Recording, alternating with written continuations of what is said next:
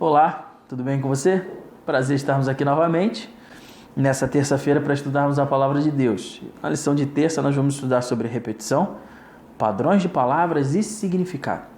Então deixe suas impressões aí no comentário, se inscreva no canal, compartilhe esse vídeo para que outras pessoas possam também estudar a Bíblia e venha, estude conosco.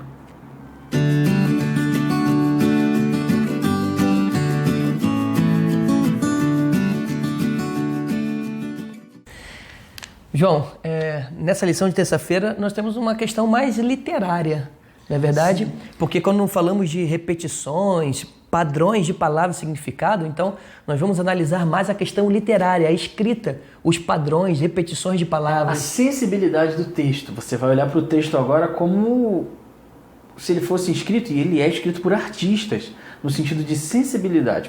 Existe uma intencionalidade de fazer aquilo, de escrever daquele jeito. Você percebe Deus atuando através desses detalhes de palavras, de escritas, de poesias, de poemas, né? A poesia hebraica é diferente, mas não vem ao caso, no quesito de modalidades literárias que ocorrem na palavra de Deus. Então, é importante a gente até frisar algo interessante, Ricardo. A Bíblia, ela é muito mais do que uma obra literária, mas ela não é menos que isso. A Bíblia é uma obra literária. A diferença para outras obras literárias é que ela é a palavra expressa de Deus. Ela mostra, ela revela o conhecimento necessário para a nossa salvação. E eu acho interessante nessa forma literária, João, é que não somente o conteúdo comunica algo, mas a forma como ele está escrito, a organização também diz algo. Por exemplo, eu quero convidar você a abrir sua Bíblia no livro de Gênesis, capítulo 1. Por favor, João, você abra para mim, por favor. Nós vamos poder perceber, Gênesis capítulo 1, justamente repetições. Nós temos padrões no capítulo 1 de Gênesis.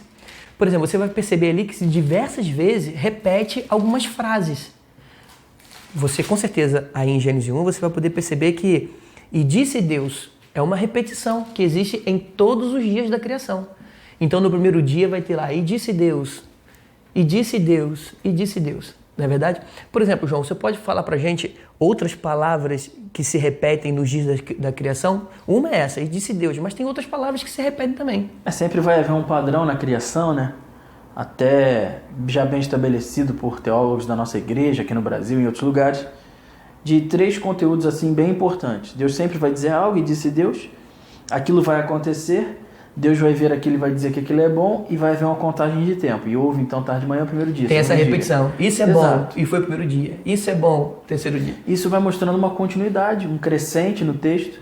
Isso vai criando em nós um acompanhamento, vai dando andamento no texto. Você vai percebendo, você vai caminhando até que algo acontece no texto, Ricardo. Sim, e você tocou num assunto bem legal. Porque acontece, você vai perceber que do primeiro dia até o 6º dia existem esses padrões.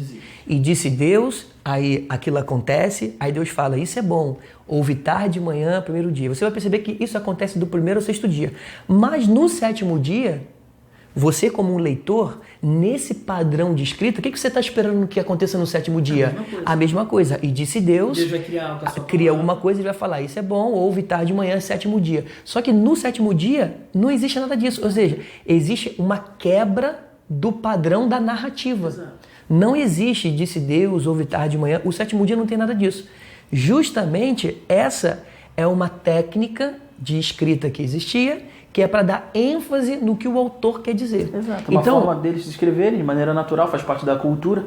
Assim como nós aqui, muitas vezes, escrevemos de certa maneira, eles escreviam dessa forma, justamente para dar esse andamento no texto. Então, João, se o 7º dia quebra os padrões de repetição e o padrão que existe do primeiro ao 6º dia, na realidade, o que Moisés está querendo dizer com relação ao 7º dia em ele quebrar o padrão? Faz a leitura para você percebe que o 7º dia é assim. Assim, pois, foram acabados, né, os céus e a terra e todo o seu exército. Gênesis capítulo 2, verso 1, agora vou ler o 2.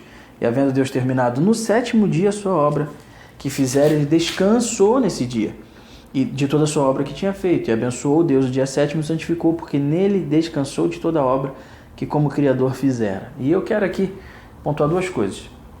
Vou deixar a questão do rompimento do texto para você e vou falar de outra coisa. Campo semântico. O Shabat, o sábado, o descanso, ele não só apresenta um conceito de cessação de atividade. Campo semântico. ele apresenta o conceito de domínio. Na Bíblia, o descanso, o sábado, ele apresenta o conceito de confiança e domínio. As pessoas deveriam descansar a terra no 49º ano e depois do 50º ano. Cada 7 anos a terra descansava e num ciclo de 50 anos a terra descansava. Qual é o conceito? A terra precisa descansar por uma questão natural, porém eu confio em Deus. Eu plantei no ano anterior, eu vou colher a colheita daquele ano. No ano posterior eu vou ter uma colheita e no ano depois ainda, no 48º, ou no 6º, 7º, 8º, 48º, 49º e 50º ano, todas as vezes que havia um 7º ano, havia uma questão de confiança. É Deus quem faz. Né? Então, o descansar também traz a ideia de confiar. De domínio. O de confiança, eu confio que Ele faz, e de domínio. Eu não faço porque Ele vai fazer. É por isso que Isaías 58, 13 e 14 começam dizendo o quê? Se desviares o teu pé de profanar o sábado. Porque a ideia de que onde você colocava o pé, lhe pertencia. E o grande conceito aqui é, o sábado não é seu. Você precisa confiar e entender o domínio de Deus.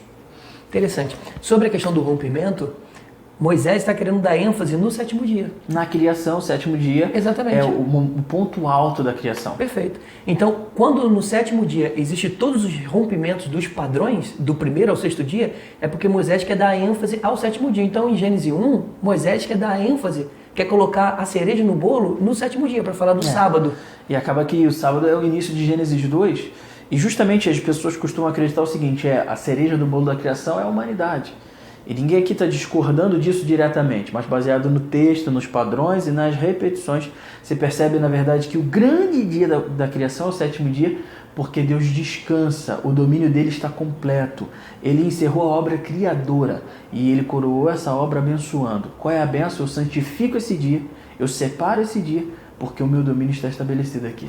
Não um domínio limitado, né, porque o domínio de Deus é universal, mas um domínio de relacionamento com o homem, para que o homem possa confiar em Deus também.